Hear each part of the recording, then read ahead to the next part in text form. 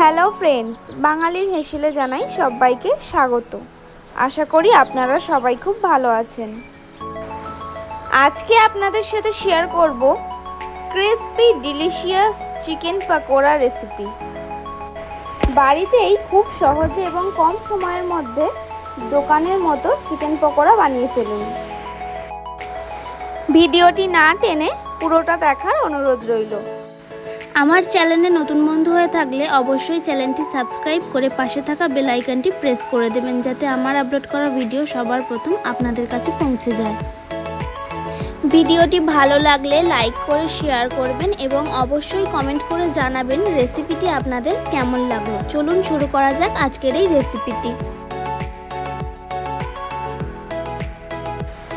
আমি এখানে চিকেন নিয়েছি। চিকেনগুলো মিডিয়াম পিস করা আছে।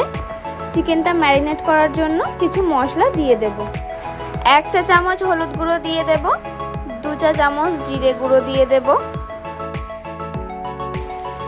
2 চা চামচ ধনে গুঁড়ো দিয়ে দেব, 2 চা চামচ কাশ্মীরি লঙ্কার গুঁড়ো দিয়ে দেব,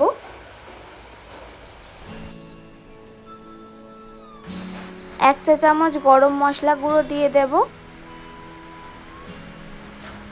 1 টেবিল স্পুন ভিনিগার দিয়ে দেব। আপনারা ভিনিগারের পরিবর্তে লেবুর রসও দিতে পারেন। 2 টেবিল স্পুন আদা রসুন কাঁচা লঙ্কা বাটা দিয়ে দেব। ঝালটা আপনারা পরিমাণ মতো বুঝে দেবেন। 1 tablespoon red chilli sauce দিয়ে দেব। আপনারা রেড চিলি সসের পরিবর্তে টমেটো সসও ব্যবহার করতে পারেন। স্বাদ মতো নুন দিয়ে দেব। 1 টেবিল স্পুন জোয়ান হাতের তালুতে ঘষে দিয়ে দেব। 2 টেবিল স্পুন বেসন দিয়ে দেব। 2 টেবিল স্পুন কর্নফ্লাওয়ার দিয়ে দেব। আপনারা চাইলে কর্নফ্লাওয়ারের পরিবর্তে ময়দাও ব্যবহার করতে পারেন। সব উপকরণগুলো ভালো করে মিশিয়ে নেব। আমার চ্যানেলে নতুন বন্ধু হয়ে থাকলে অবশ্যই চ্যানেলটি সাবস্ক্রাইব করে দেবেন। সব উপকরণগুলো মিশিয়ে নিয়েছি। 1 চামচ কাঁচা সর্ষের তেল দিয়ে আরেকটু মিশিয়ে নেব।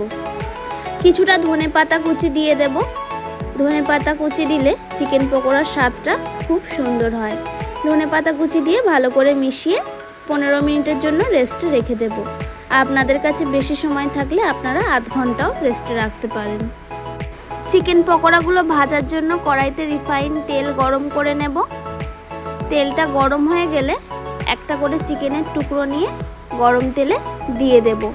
এই সময় গ্যাসের ফ্লেমটা অবশ্যই মিডিয়ামে রাখবো। হাই ফ্লেমে ভাজলে উপর থেকে পুড়ে যাবে, কিন্তু ভিতর থেকে চিকেনটা কাঁচা থেকে যাবে, তাই অবশ্যই মিডিয়াম ফ্লেমে ভেজে নেব। এক দিকটা কিছুক্ষণ ভেজে নেওয়ার পর অপর দিকটা উল্টে পাল্টে ভেজে নেব।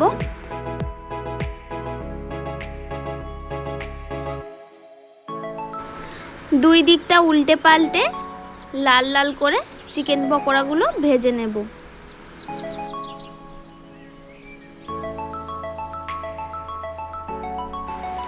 দেখুন চিকেন পকোড়াগুলো বেশ লাল লাল করে ভেজে নিয়েছি। এবার তেল ছেঁকে একটি পাত্রে তুলে রাখব।